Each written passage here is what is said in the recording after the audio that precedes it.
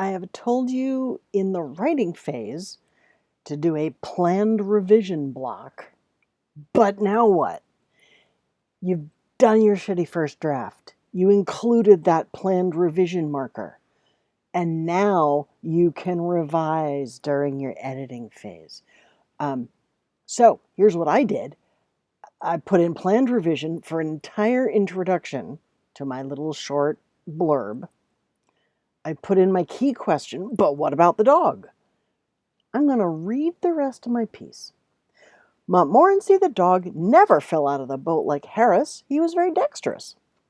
The dog didn't complain about the food like George did. Montmorency was happy to eat whatever came his way. He even, as fox terriers are famous for doing, let us know when strangers approached. It turns out that Montmorency was the most dependable companion of them all. All right, now I'm going to think to myself, what's the best way to introduce this so that my reader has a cool experience? So why don't I talk about the other people, because it sounds like this discovery was a surprise to the person speaking. So let's do our planned revision in this way. I invited my two BFFs to go boat camping. Spell it, pretend I can spell.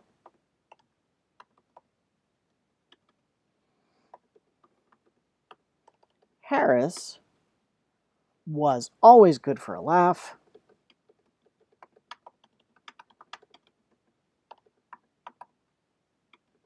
And George, let's say something positive about George that we know would make him a good boat camper. George knew a lot about boats.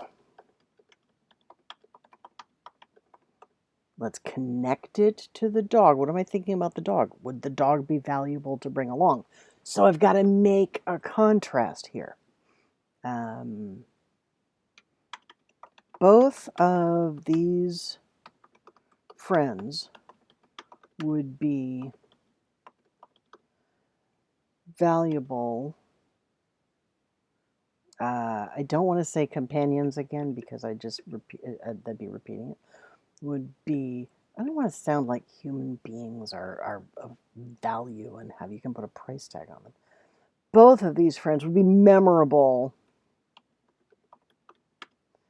fellow travelers. There we go. But what about the dog?